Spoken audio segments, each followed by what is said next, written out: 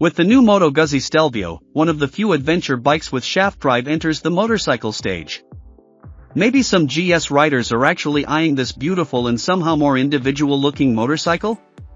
We drove a day with the new Stelvio through the beautiful and winding East Holstein and describe our impressions here.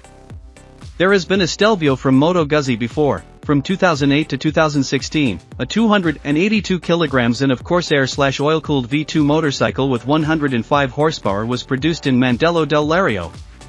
As a serious GS alternative, this first Stelvio, which was named after the well-known pass in Italy just like the second version tested here, was simply too heavy. The new Stelvio, on the other hand, is almost light at 246 kilograms and delivers a powerful 115 horsepower with the now water-cooled V2 already known from the V100. It is very pleasing to our eyes, not too bulky, but with its typical Guzzi top hats already respectful. It costs €16,499 and is available in the matte shades of dark gray silver and yellow silver. The machine is 2.19 m long and has a wheelbase of 1.52.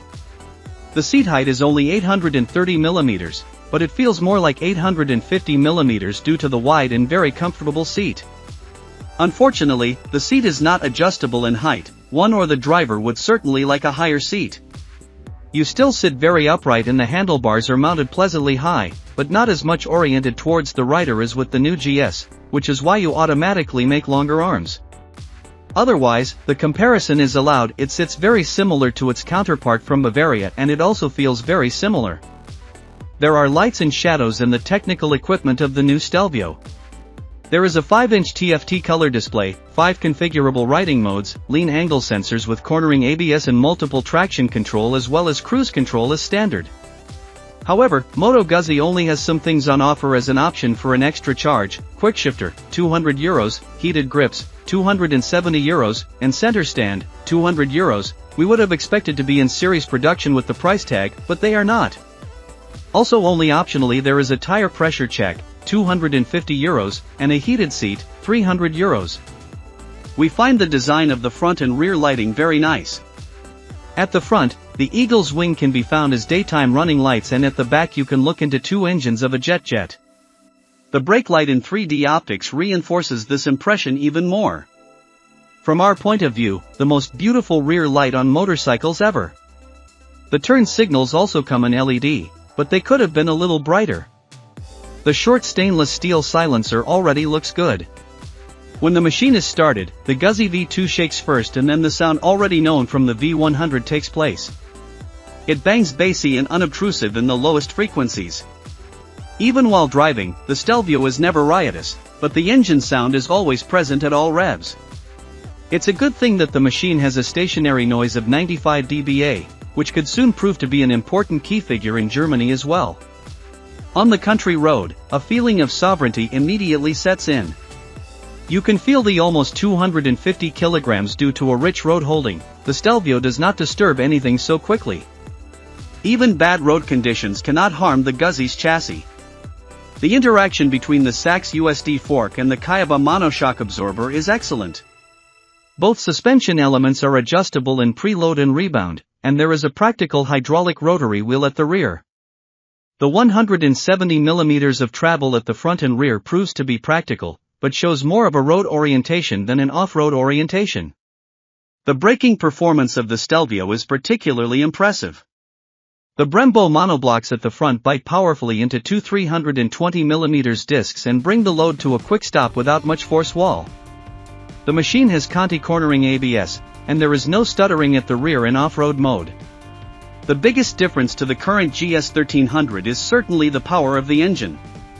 The Guzzi V2 with its 115 horsepower and 105 Nm of torque at 6,750 RPM always offers plenty of power, but does not overwhelm its driver. It also feels more powerful when accelerating and during the pull test, see video below, than it really is. Nevertheless, we didn't miss performance in any situation, and 95% of all drivers should feel the same way. Typical Guzzi or typical Italian motorcycle, as long as the Stelvio is still cold, it still seems a little in terms of transmission and load change reactions. But that disappears after a few minutes and then the Stelvio glides smoothly and tamely over the road. It drives really very harmoniously and balanced, there is nothing to complain about. The windbreak is mediocre to good. We had actually always set the electrically adjustable windshield in the highest position, but at higher speeds on the highway there was noticeable turbulence on the helmet. However, it should be said that this is influenced by many factors and can therefore be different for other drivers. Moto Guzzi gives a 2-year warranty on the Stelvio. The following motorcycles come to mind as competitors: Suzuki V-Strom 1050, Ducati Multistrada V2, Triumph Tiger 900 GT Pro and Honda Africa Twin Adventure Sports. Why is the GS 1300 missing here? Well, this is one drawer higher in terms of performance, but is otherwise very similar to the Stelvio, especially in terms of driving experience. The new Stelvio is a very successful adventure bike with a clear tendency to use it on the road. Not only is it beautiful, but it also has a very distinct character. Its V2 doesn't fire off an exaggerated performance show, but always offers enough power for brisk and, if desired, sporty progress. It has great brakes and good tires from the factory, but some features are only available for an extra charge. All in all, a very nice machine with a lot of riding fun, which will make many a potential GS customer ponder.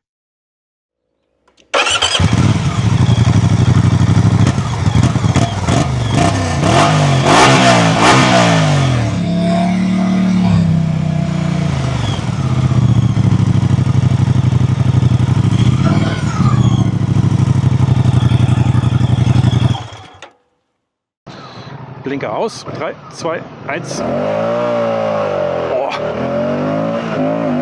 Oh, geht hoch. Mach mal hoch. 3, 2, 1.